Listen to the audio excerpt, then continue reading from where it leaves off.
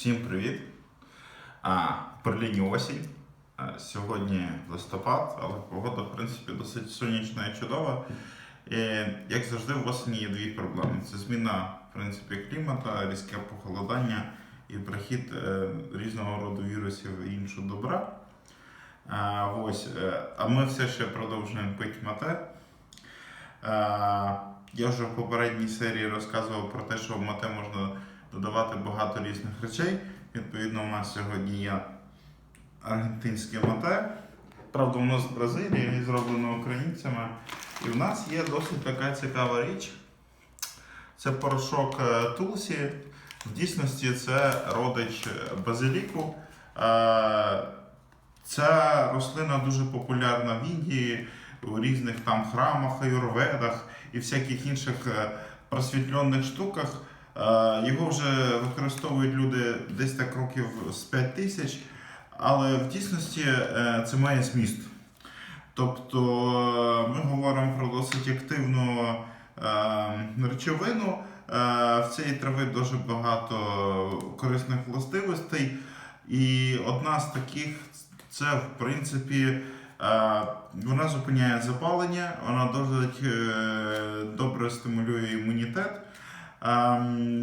Ще дуже хороша річ, що за рахунок того, що вона бореться і вбиває бактерії, якщо у вас є проблема з свіжістю дихання, вам не потрібен орбіт, ви можете, в принципі, споживати цей базилік тулсі. І, в принципі, ще такі хороші речі, що якщо у вас застуда, або температура, або у вас просто болить горло, в принципі, ця річ досить непогана. Зрозуміло, що для різних випадків воно готується по-різному. В принципі, є досить багато стратегій, як правильно споживати такого роду порошки. Хтось просто рекомендує розчиняти їх у воді і випивати. Я, наприклад, не дуже люблю додавати саме в воду, тому що оскільки ви мате п'єте повільно, якщо ви просто додаєте цю речовину в термос, вона у вас з часом просто осяде на дно. Тому що я роблю? У нас наша звичайна доза мате. Додаємо десь чайну ложку, рекомендують 2. Треба зразу розуміти, що вона міняє смак самого напою.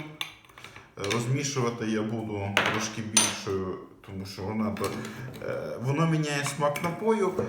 Смак досить непоганий. В дійсності це щось середнє між м'ятою і базиліком. Тому мені подобається. Користь, в принципі, досить хороша. Є дослідження, які розказують, що в принципі тулсі також допомагає постачати кисень в мозок більш активно і навіть відновлює ділянки мозку, які постраждали за рахунок того, що була або асфіксія, або кислородне голодання. Тут я знайшов декілька досліджень в інтернеті, але ж розумієте, в інтернеті можна знайти все, що завгодно. Тому, що ми ще зробимо? Ми так його трошечки на бік і додамо зовсім трохи холодної води, щоб наша трава трошки набрала, щоб ми не спалили, в принципі, саме мате.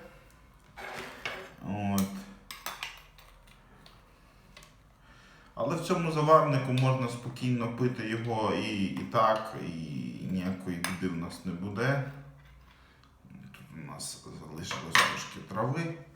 Тепер ми, як завжди, беремо нашу бомбу. Вона в мене досить висока, якраз розрахована під цей заварник. Ми її вставляємо всередину. Як завжди, беремо гарячу воду 75 градусів.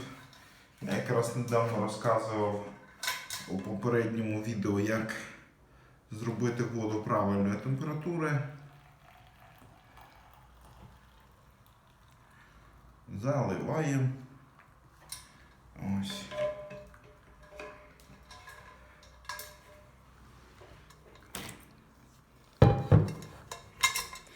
От у нас вийшло наше мате з тулсі.